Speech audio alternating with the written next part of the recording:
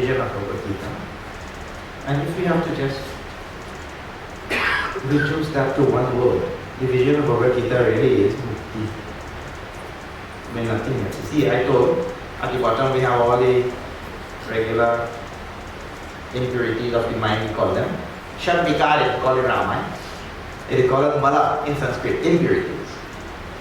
Kam, Krodh, Lobh, like that. The three main ones. And these three main ones also, I told you, Kama is the cause for all of them. Kama.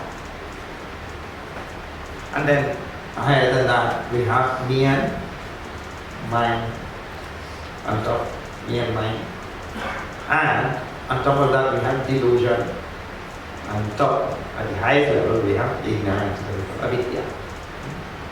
So the real progenitor of all of them is avidya. Now one question arises. If Bhagavan is asked by Arjuna, you tell me what is the right course of action under the circumstances, whatever was there, right? And that discussion leads to mukti. So why doesn't Bhagavan just tell about removing these impurities here and purifying the mind at the higher level, removing me and mine, and then we live happily in the world? Why mukti has to come? There's another big question. You see, if we control this me and mine and delusion and all of that, we can continue to live in the world. That is people's question. So why propose mukti? Because the eventual vision of Bhagavad Gita is mukti only. And in the beginning itself, Bhagavan talks about this mukti in the second chapter. So the idea is, as long as we belong anywhere from this spectrum, from the Kam, Krodh, Lobh, we have all of it, or we have me and mine, or we have delusion, as long as these things are there, where there is always the danger of slipping back and forth. There is no guarantee that I have reached a certain stage and I will not fall. And we see in Shastra, big Devarishi Narad also fell. You know, in Ramcharitmanas, isn't it? So Devarishi Narad is a Rishi of the Devas, and he also fell. So what do you believe for an ordinary person like us? So the only guarantee that will not fall back into the rut of samsaric existence is mukti. So we have to pursue this one. Now we have been seeing, Bhagavan is telling, we have to get rid of all these impurities at this level, Kam, Krodh, Lobh, and all of that. And the first method which is given in the Bhagavad Gita for removing this level of impurities, I think is called as Karma Yoga. And yesterday we saw all these principles of Karma Yoga. It brings purity to the mind. And if we do our duties properly, all this Kam, Krodh, Lobh, and all, they will go away. Because how do you get angry if you are doing something for Bhagavan? If you are doing for somebody else and they are not responding, then you would think, hey, what is the matter with you? Then you get angry. But if you are doing for Bhagavan, in Karma Yoga, Ishvara Arpada Buddhi, then anger cannot come. Then desire for results also will not come. See all of these things. Come. So, Karma Yoga is the method for removing this layer of impurities. Now, at the higher level, we also have to deal with this feeling that this thing is mine and I am so great and all of that sort of thing. We have to deal with all of them sufficiently so that the mind will get a level of purity so that that mind will be able to intuit its higher nature. If that mind is beset with all of these impurities, whether it is this level or me and mine and all of that, and as we go higher, the impurities become even subtler. Now, subtle impurity, it is very, very difficult to remove, Because I can see that I got angry, I can see that I'm greedy or whatever at this level, but this feeling of me and mine, that becomes a very, very subtle thing. It's amazing. People have me and mine with regard to Bhagavan also. This is my Bhagavan, this is not your Bhagavan. Like that. That me and mind can become very subtle. So, the mind has to purify itself where it can see all of these subtle vrittis. I have this feeling, this is mine, this is mine, and I told you, the one which is most embedded in our psyche is, this is me. It's called a Dehatma Buddhi. I feel that I am this body. So, at this level, what is required is a lot of vichar. And so in the 7th chapter, you leave number 4, which we stopped yesterday. Bhagavan starts describing in the 7th chapter about the structure of this universe. Bhumi, Rapo, Nalo, Vayu, Kham, Mano, Buddhi, Devacha. You all know these verses and all, right? It starts describing the construction of the universe, which is made up of the 5 elements. And it is a very interesting thing. You never see this table is made up of wood and this harmonium is made up of wood. And you never see this table get diluted by this harmonium.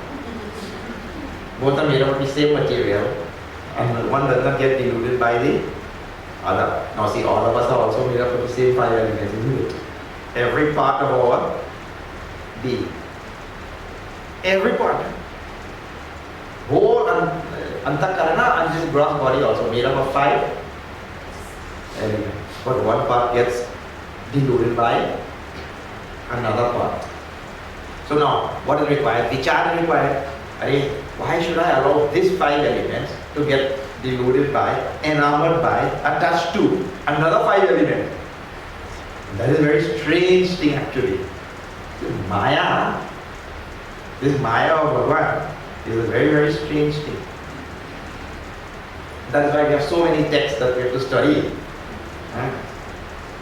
about how this Maya works on us. And it's a mysterious thing how it works. We don't know. I'll just give you an example. I told you this before.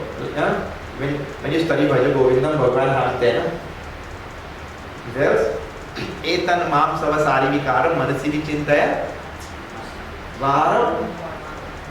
Again and again, you think how this is only modification of fat and flesh and bones and this and that. So Bhagavan is introducing these 5 elements, flesh and bones and all of that sort of thing. And individually, we don't like any of those things.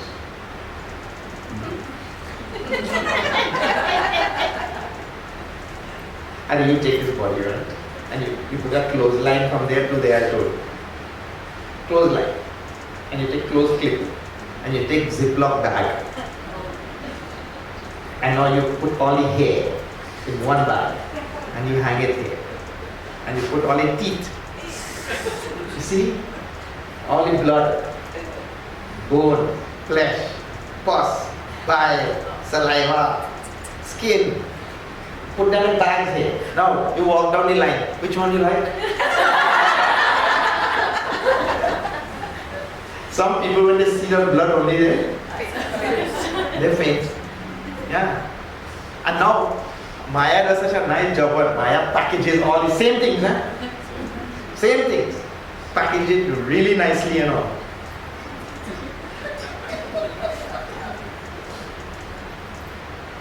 After the packaging is done, you see, all these big companies and all, they use the same technique only. Packaging is just super, isn't it? You wonder that packaging is worth sometimes more than the product itself.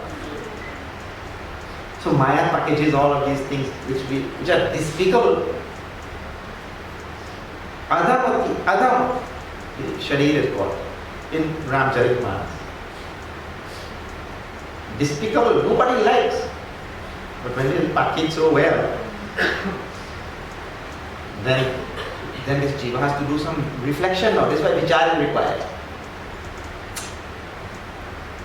Vichar is so important. So now, when he introduces these 5 elements in the 7th chapter, in that section there, and the manifestation of the 5 elements in so many ways and all of that, a lot of vichar we have to start with. How it is the 5 elements get enamored by the other 5 elements. That is a very strange thing. So that vichar, it will bring a lot of Veda. From Viveka comes Vairagya. But now, from 7 to 12, see, first section he was dealing with Karma Yoga. From 7 to 12, that vichara is still not given importance. What is given importance there is Bhagavan uses a technique of substitution. Substitution means like this. When we see these 5 elements and the manifestation of the 5 elements, the method for detaching from the 5 elements is not, vichara will come from 13th chapter. Here, the method really is to now change your vision with regard to the 5 elements. It is a substitution of one vision for another. All this time you were seeing this thing, 5 elements, as a material object. Now what it tells? The technique in Bhakti Yoga from 7 to 12 is see it as Bhagavan. Vasudeva Sarvamiti. All this is Vasudeva. So you substitute one thought for another. And in this 7 to 12, the Bhakti Yoga is given as the method for purifying the mind. Now Bhakti Yoga is a big subject and it has taken on enormous proportions in this tradition.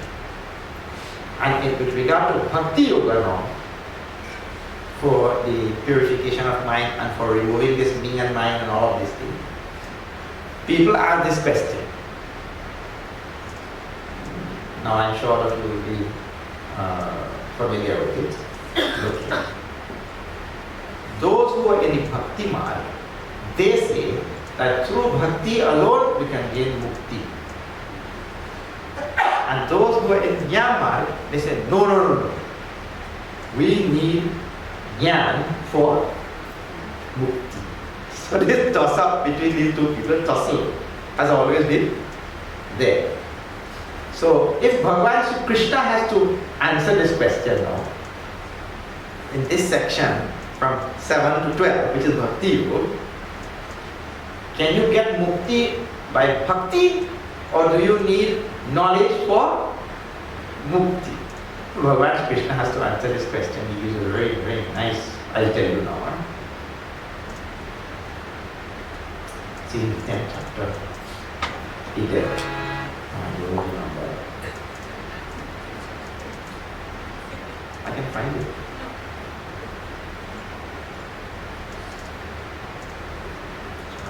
Yeah.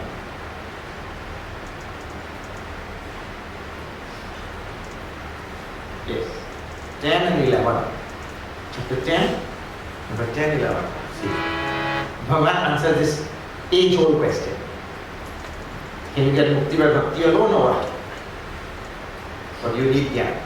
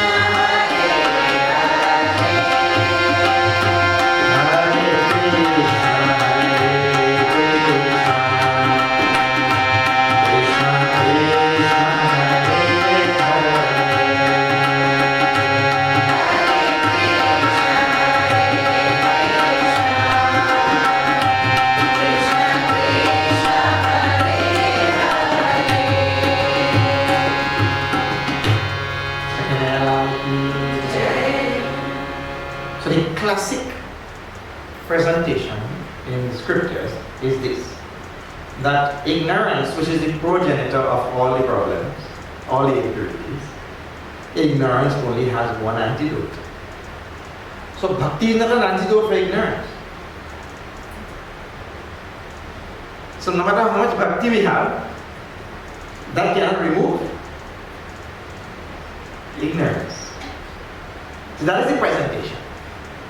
So whether that holds true, or when bhaktas say that through bhakti I can get mukti, what exactly are they talking about? So that question is answered in these two verses. Right? And that question comes next time, we just revert back to these two verses. Bhagavan says, for the one who has bhakti, Tesham eva, Tesham satata yuktana, means whose mind is all the time centered on me. Bhagavan is saying me, he's using first person. First person using. In fact, in the previous verse, he describes what that means.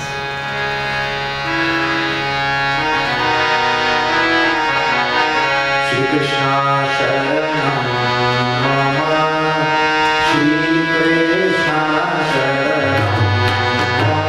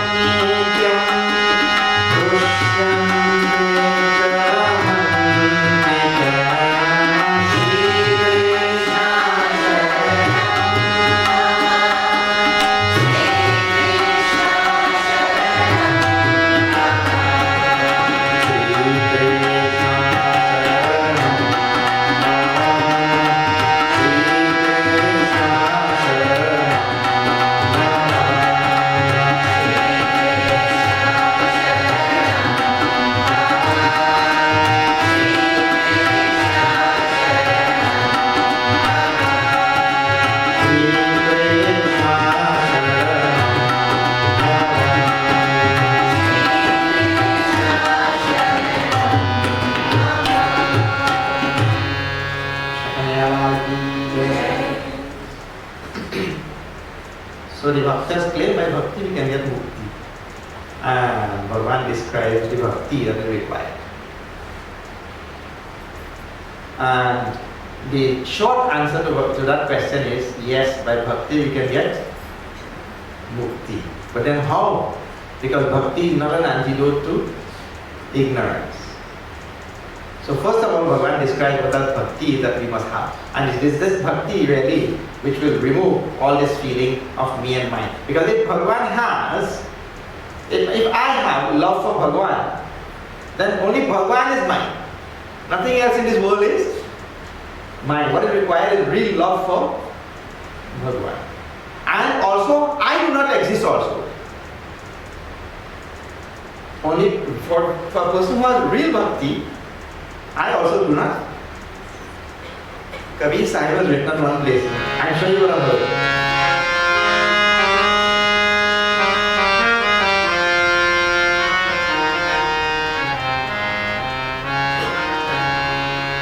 जब मैं था तब हर नहीं,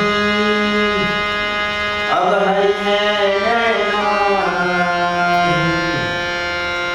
प्रेम की गली अब साथ गई, तामे समाई। जब मैं था तब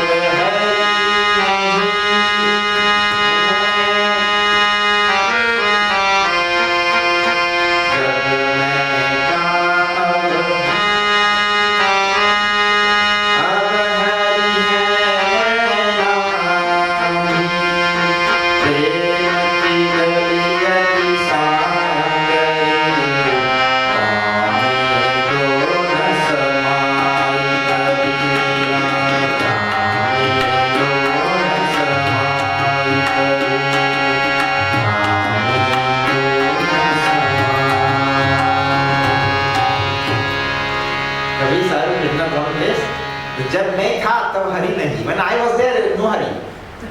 Because my ego takes up everything. अब हरी है नहीं? ना. He said, प्रेम की गली ऐसी साकरी. The pathway of love is very narrow. Tame दो न समाई. Two cannot fit on that path. Either I am there or Hari is there. Like that. So now Bhagavan is describing that thing here. He tells very nicely this. See, I will be gone, me and mine will be gone for the one who has true devotion. So he's describing here in number 9 of the 10th chapter. He says, Machitta means my mind should be fixed totally on Hari. My mind is not fixed on me. My mind is fixed on Hari. Machitta. Matkata prana. My whole life is fixed on Hari. Both are paraspara.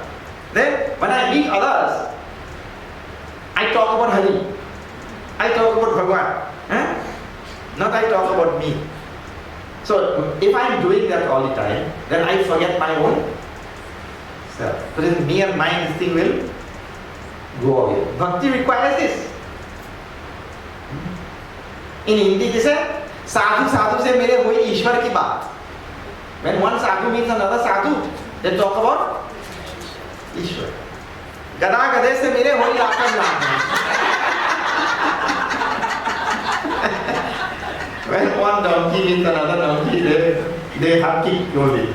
Kick each other only.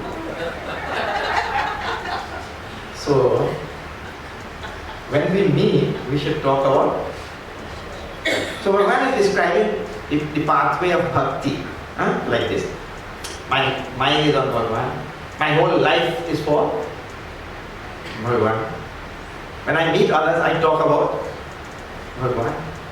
Kathayantascha mam nityam. All the time I tell all the stories and all the glories and things of Bhagavan. Bhakti man. Tushyanti cha ramanti cha. And all the time being contented. That whatever dispensation is there in this world, that is dispensation of Bhagavan only. Then why should I be? Why should I question anything? It's all dispensation of the Lord. You see? So I remain contented. And then he speaks about these people who practice this bhakti in the first two verses which we chanted. Tesham satata yuktana, those people who worship me like that, who have their mind on me all the time like that, who think about me all the time, who talk about me all the time, whose lives are centered in me. Mam, I told you the mam is the first person, me. Bhajatam priti purvakam, worship me with so much of love, full of love. Such people, dadami buddhi yogam tam mam upayanti te, yena mam upayanti te. I give them buddhi yoga by which they come to me. And in the next verse he describes this buddhi yoga. What is this buddhi yoga? He says, Tesham eva anukampartham. Those people, by my limitless compassion, Bhagavan nature is compassionate only. Here, he cannot help but be compassionate. But by his limitless compassion, aham ajnanam tamaha nashayami atmabhavastha. The ignorance which is there, remember now this is ignorance at the highest level we are talking about here. That ignorance which is there in the mind of that person, nashayami in the first person he used, I destroy it. In other words, this person does not have to go and get this knowledge to remove that ignorance. Bhagavan says, I do that myself. So now, the Gyan Marg is preserved. Because really, it is only knowledge which can remove that ignorance. And Bhagavan said, you don't worry, I myself will come and remove that ignorance. And he tells also, Jnana Deepena Bhasata, by the light of knowledge. You see, this person, his whole life he never studied anything. He never studied any scripture to acquire any knowledge of Upanishad and all of these things which we are studying, you know. All the Tosi Mahavakya, Ram Brahmasmi, Ityadi, he doesn't study any of these things. He is just a good devotee, and good is a big word here. He is just a proper devotee of Bhagavan. Bhagavan says, you don't have to worry. In the 12th chapter again he assures this same. Tesham aham samudharta mrityu samsara samaya. I myself take that person out of this samsara. And here the method is given. That I make that person free by removing the ignorance of his mind by the light of knowledge. And that thing is all Bhagavan's work. So, in the section from 7 to 12, where there is Bhakti Yoga, this becomes the zenith of this Bhakti Yoga, where the person is a true Bhakta. That person has to worry about nothing. Who is a true devotee, he has to worry about nothing. Bhagavan will take it. It is called as Biralavat. You know Biralavat, Markatavat? Birala is a cat. And Markata is a monkey. So it says there are two types of bhaktas, or two types of seekers in this world. One is like monkey and one is like cat. Two types of seekers. Now see, that baby monkey holds on to the underbelly of his mother like this, and the mother jumps from tree to tree. And if he lets go, because the mother needs her arms to hold, she cannot hold him. So he has to hold for his dear life. And if he lets go, he's gone. So the effort is his. But that little kitten, I don't know if you have seen that. He only stayed there and goes like a meow. When he's born, his eyes also are not open. He sits there and meow. And his mother comes and takes him everywhere. So, the bhakta is like that. He doesn't have to go on pursuing this knowledge and acquiring jnana, studying Mahavakya and Upanishad and this and that, all those types of things. The jnani he studies and he has to do all that himself. And he has to sit and any thought that comes in his mind, he has to see how that thing can be negated and all of that. All the effort he has to put. The bhakta has to have love for Bhagavan. Think about Bhagavan, give his life to Bhagavan and all of that. And Bhagavan himself will remove all of that ignorance. Like a cat, like a kitten. The mother will take care. So, in this section from 7 to 12, this is the other way to remove all of these impurities from the bottom all the way to the top.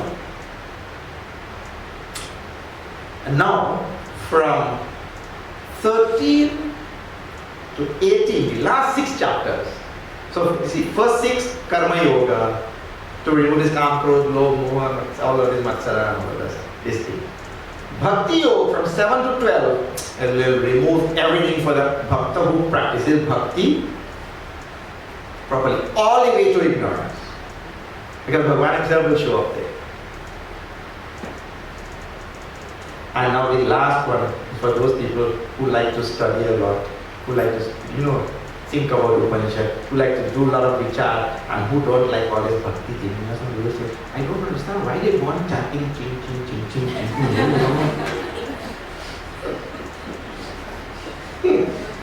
Some people cannot understand that. They like to take that scripture and go on studying the intellectual path. And you tell him also to say Ram, no. He doesn't want to say Ram. But he will study scriptures and all that. He said, tell him, Arey bhai, sing one bhajan. Then he finds a good excuse. Hey Swamiji, if I sing, Bhagavan will run away. He will not come. He doesn't like to sing and all. So, and the bhaktas also go on thinking, why these fellows want studying all these scriptures and all these Upanishads and all that kind of thing. Bhakti is so simple. I have love for Bhagavan. Bhagavan will take care. What we find usually is a mixture of both. And even if somebody has come to, I tell you, this is a very nice topic also. I'll just tell you a few things. See here.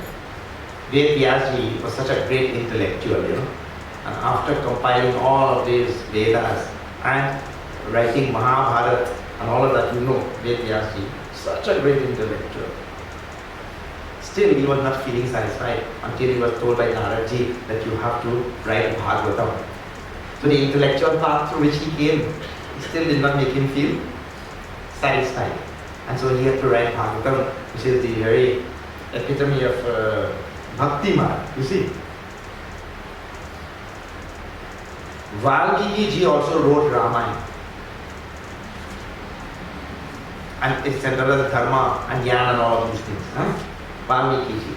And Valmiki ji also, it is said, he had to now reincarnate as Tulsidas ji and write this whole Ramayana again from the standpoint of bhakti. Then only he felt complete. So, we see also from the tradition and from the history that there is a good mixture of both. The one who comes through the Bhagavan Shankaracharya has written so many commentaries, and then after all of those commentaries, in the end you see him writing the best Stuti and Stotrams and all description for all the Devis and Devatas and all that, isn't it? For all the forms of Bhagavan. So he also, you see, writing all of these great, wonderful glories of the Lord. So the two things, when we look at all of that, we say, oh, it is better that I have a mixture of both of them. So, here the Bhakti Marg, this is number 10, 11 is description of Bhagavan and Virat Roop Darshan and his forms and all of that. And in number 12, Bhakti Yoga, and this portion ends. And the last portion is on Jnana Yoga. Now, in Jnana Yoga, the description of the reality is given, and that requires a lot of study. Now I have to apply this head. In Bhakti Marg, I apply the and in Karma Marg, I apply the hands. Hands, heart, head. So from 13th chapter, now you're really in Trinidad language, you say you have to bust your brain.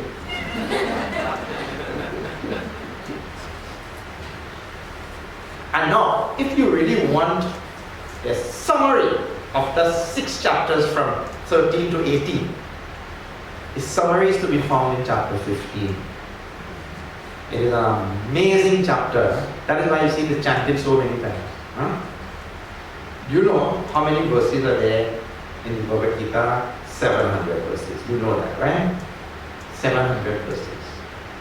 Out of these 700 verses, how many verses are there in chapter 15? Only 20. It's a short chapter. But what is very interesting, I don't know if you know, but Sanskrit shlokas are written following what is called a chanda. Chanda means meters, right? And meters mean that each shloka will have a specific number of syllables. You know that. It will have a specific number of syllables. Not only that, there are rules for each chanda. Now let me tell you a little bit about this. In Bhagavad Gita, there are 2 types of chanda. One is called as Anushtup and the other is called as Trishtup. So Anushtup chanda, the first one, which is more common in Bhagavad Gita, that has 32 syllables in each shloka. And Trishtup, which is the second one, and we have done both of them in this, that has 44 syllables. So, Dharma Kshetre Kuru Kshetre Samaveta Yutsava Mamaka Pandava Chaiva Kimakurvata Sanjaya, that has exactly 32 syllables. And Karpanyadosho Bahadaswabha Prichhamitvam Dharma Samura Chetaha Yachayasyan Nishitam Bruhitanmi Shishyasteham Shatimam Tvam Prapanna. That has exactly 44 syllables. So all those type of verses have exactly 44, and all the first one they will have exactly 32. Without fail, okay, let me qualify that. There is one verse which has one syllable more. Nice good homework for you.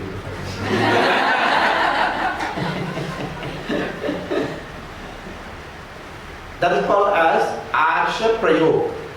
There is a word for that also. That means poetic license.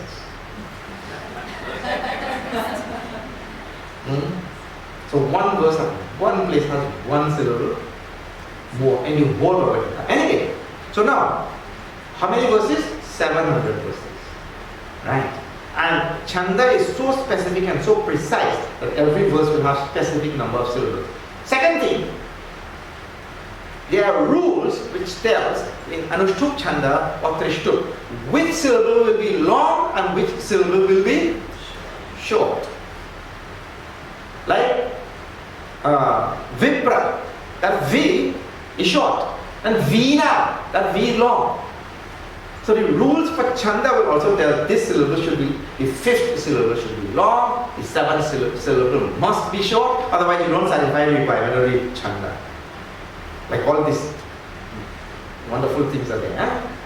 So all of these rules have to be followed, and also you have to get the meaning, and get the tense, and get the number and everything. What complex composition. Anyway, after all of that, why I'm telling you all of this is if you count the syllables in chapter 15, with whole Gita has 700 verses, if you count the syllables in chapter 15, it is exactly 700 syllables. When you go home today, you do a count. It's easy, you don't put one counting one by one. You take all Anushtup, they will have 32. And in chapter 15, there are few Trishtup, they will have 44. So you just multiply, you will get 700. So, this chapter 15 becomes, really I'm telling you, for those who do a good study of this chapter 15, it becomes a perfect summary of the whole Bhagavad Gita. So in this chapter, Bhagavan tells from the basic structure of this universe all the way to Paramatma. And that is what the only two things which are there, which in the end are not two, but they are one. But there is the appearance of two. There is Prakriti, the nature, and then there is Paramatma. And the nature or the Prakriti, which we see in front of us, is nothing but a manifestation of the same Paramatma. And in Gita, in the Upanishad, and in our scriptures, we do study of this Prakriti only so that we know it is a manifestation of Paramatma. So you start Urdhva Mula Madha Shakham, you know that. This Sansar, which we are seeing in front of us, is like an upside down tree. All the things we see here are the branches, but it is rooted in a higher reality. It means whatever we are seeing in front of us is manifested from something higher. And it is not that the higher thing has remained higher and this thing has come here. No such thing. Actually, this part of Vedanta becomes very, very technical, but you have to think about it now. I'll tell you. When we think and talk about these type of topics, we think that the Paramatma, the reality, is somewhere and he made this world, this whole sansara, and he's sitting there and watching. And the type of language that you are taught in Western education and all of that, the language and the education both reinforce this type of wrong understanding. So when you are talking in ordinary language also, you say, who knows? Then the other person says, he knows. Now see how the language is structured? So we are here and he is there. This is all wrong language. So now when we say that this universe has its roots in something higher, because Urdhva Mula, Adha Shakha, the branches are down and the roots are up. So now we use the up and down. This is all wrong understanding of the language. What it means is this thing. Up and down, or higher and lower, is referring to subtleness and grossness. The universe has its roots in something more subtle. And whatever we are seeing is a gross manifestation of that thing which is subtle. So it is not to be taken in spatial terms, high and low. It is to be taken in terms of subtle and gross. Well, you know that. Look here. Subtle and gross is very easy to understand also. Can you see oxygen? No. Can you see hydrogen? No. But when you put the two of them together in water, can you see water? Now look here. You have two subtle things which you cannot perceive. When they come together, somehow they become perceptible. Correct? So, the thing which cannot be perceived is called as subtle. And the thing which can be perceived is called as gross. But now, you have subtle oxygen, subtle hydrogen, you cannot perceive either of them. And when the two of them come together, now they form something which is perceptible, which is gross. Because now you can perceive. But has the oxygen changed? Has the hydrogen changed? Not a single change has happened. The hydrogen is still as it is. It doesn't lose its fundamental structure. And the oxygen is as it is. So the grossification of a subtle thing, something which is subtle becoming grossified, does not necessarily mean that the fundamental nature or structure of that thing has changed. This is all that has happened to Paramatma and has become this universe. The reality, which is subtle, is then thought to be higher, urdhva. And the thing which has been, that same reality has manifested into this universe is said to be adha, lower. So the roots, so now H2O will say, my roots actually is in something subtler which cannot be perceived. That is all. But nothing has really changed.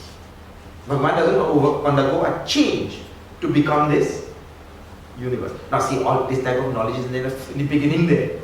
For me to understand that, I have to understand what is subtle and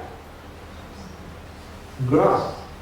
And that same subtle and gross now leads me to understand the whole manifestation of this whole universe. Now this is a Gyan Marg. Now I will not tell anything about bhakti and all of this. What is required is the application of hair. So, in the Gyan Marg, a lot of thinking like this has to be done. And 15th chapter is a wonderful field for this type of intellectual application. And so, in the end there, he says, I am Purushottama. In the 15th chapter, I am Purushottama. Purusha means Uttama Purusha, means the supreme reality, now devoid of any manifestation, devoid of any differentiation, devoid of any attributes, traits, qualities, characteristics, nothing. I am Purushottama, the supreme reality itself. So it starts with the manifestation of this universe, but it ends with the reality. And really, if in the end product, the same hydrogen is there and the same oxygen is there in the end product, then really no change has happened. So really in the end what you end up with is this is all Paramatma only. That is why earlier it says Vasudeva Sarvamiti. All this is Vasudeva only. All this is that reality only. So this 15th chapter has to be studied nicely for the intellectual people and all of that. And if you don't want to bust your brain, then all you do, Tesham Satata Yuktana Bhajatam Priti Purvakam. Worship Bhagavan nicely with a lot of love, keeping the mind only on Him. Mat chitta mat gata pranaha. kathayantascha mam nityam. Go on thinking about him, talking about him all the time. Like that. Worshipping him. And in that forget oneself. So now my choices are there. But now in the end, please remember that the vision of Bhagavad Gita, the end, is not to stay at any of these levels, because I can always fall from any of these levels. I have to transcend all of this and gain mukti. Mukti is the goal of Bhagavad Gita. Mukti is the goal of the Upanishad. Mukti is the goal of all Shastras. Now it is said that the bhaktas, they don't want mukti also. You know that? See.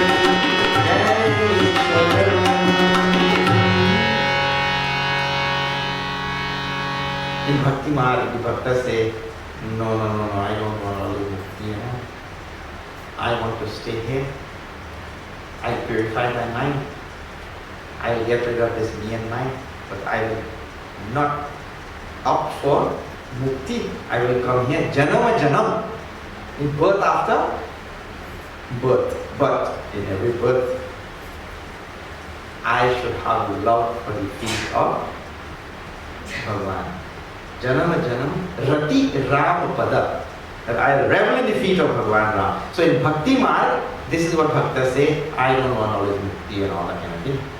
Mukti, nothing. I want birth after birth, and I will have love for the feet of Bhagavan Ram. And then Jnanis, they say no. Jnanis say, I am merged with Bhagavan. Yat tattva, nanivartanti. Having reached there, no coming back, no return, no your choice. But we tell also in Shastra that no matter what level of bhakta we see, Deva Rishi Narayan goes on telling Narayan, Narayan, Narayan, Narayan, he also is liable to fall. But it is good also.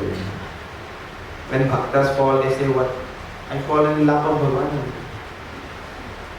They fall, but they fall in the lap of Bhagavan. But then no problem. You fall and you fall in the lap of Bhagavan. No problem. Jatayu lost his 2 wings, but ended up on the lap of Bhagavan Ram. Sampati, they were flying to the sun. He also, his wings got burnt. Pankit jal gaya. And he also fell on the lap of that Rishi, Chandrama Rishi. So either you fall on the lap of Bhagavan or you fall on the lap of a Rishi. Lakshmana fell in the battlefield. Lakshmana is more lucky. Lakshmana fell in the battlefield. Lakshmana fell. He ended up on the lap of Hanumanji. Then, after Hanumanji, he came on the lap of Ram. So bhaktas fall. They don't opt for mukti, they fall. But they also fall in the right place. So in Bhakti Maya, they say like this. Even if we fall in the right place only. Hanumanji was coming at that Sanjeevani Murti, that mountain, and Bharat shot him down. He fell in the lap of Bharat. So bhaktas fall everywhere. Alright, so that now our choice, whichever choice we want, we follow the Jnana Marg, come out from the Sansara. And Bhagavad Gita doesn't support this one or that one. Either one. So now this is why Bhagavan, seeing Arjuna's question, now to go back, just to recap this whole thing, seeing Arjuna's question, Prabhu, I am confused. Why that confusion came up in Arjuna's mind? Confusion will never come up in a Jiva's mind if me and mine is not there. The confusion is always about me and mine. If I know everything is Bhagavan's, no confusion will come. But I always have the feeling it is mine. And constant confusion. Constant confusion. You wouldn't believe how embedded this thing is in a human being's mind. Look here. I don't want to wear the seat belt. I'm just giving an example. I don't want to wear the seat belt. Or whatever rule I have to follow, right? I'm not supposed to talk on the phone while driving. So I don't want to follow the rule. But the moment you see a police officer, whatever rule we did not want to follow, we follow. Why? Because you see, it's simply because I know I will have to pay tickets. And the money is whose? Mine only. I am not paying the neighbor's money. I have to pay my money. You see. So, the following of the rule is something I don't want to do. And now, when I see the policeman, I quickly put on I follow the rule. Now suppose I never felt that money was mine. Because see, what is happening here is that the mind always has one desire not to follow the rule. And then when he sees the policeman, that thing goes in the other way. That mind is all the time in confusion like this or not. The mind is in turmoil all the time. Because he wants to do this, but he's forced to do that. But suppose I think, the money is not mine also. So what? He will charge me $100. There will be no problem. But I'm talking about real Vairagya. I'm not talking about hearsay Vairagya. If he has real Vairagya, when he's driving, let him see. But he'll get $100. So then mind will not have any turmoil. But usually the mind has turmoil because this feeling of me and mine is there. Or my reputation will be spoiled. Or something now. Or I will miss some opportunity, but now he stopped me and I'm going to see that drama, Samatram. I will miss out Samatram. So I will lose something. Like that. So I'm telling all this confusion is caused in this mind because he has this feeling of me and mine. And so, the scripture, Bhagavan quickly diagnoses behind Arjuna's question. Behind his question really is this feeling of me and. In fact, Bhagavan doesn't have to do the diagnosis. Really, the doctors just have to put things together based on what you say, isn't it? He himself has used that Swajanam, my own people, those words he had used. Alright, so that is how this thing ended up with Mukti. A small question ended up with big answer. Small question ends up with a big answer because it is really diagnosing the human condition. And there is only one resolution to the human condition. And this is called a Mukti. Even if it is the type that the Bhaktas choose, this is Mukti from his own personality. In place of his own personality, he puts the personality of Bhagavan. So it is still Mukti from his own personality.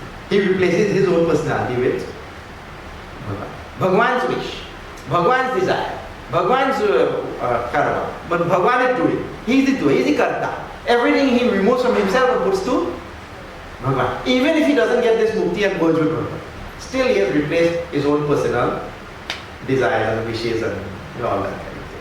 So it is some form of mukti only. Alright. So this is vision of Bhagavad Gita. Whichever we choose to stay in this world, it has to be perfect devotion for the Lord, or to merge with Paramatma, never come back to this world. Yad gatva nanivartante tad dhama paramam mama. I mean, reach there, no return. That choice. Alright. Now I will stop.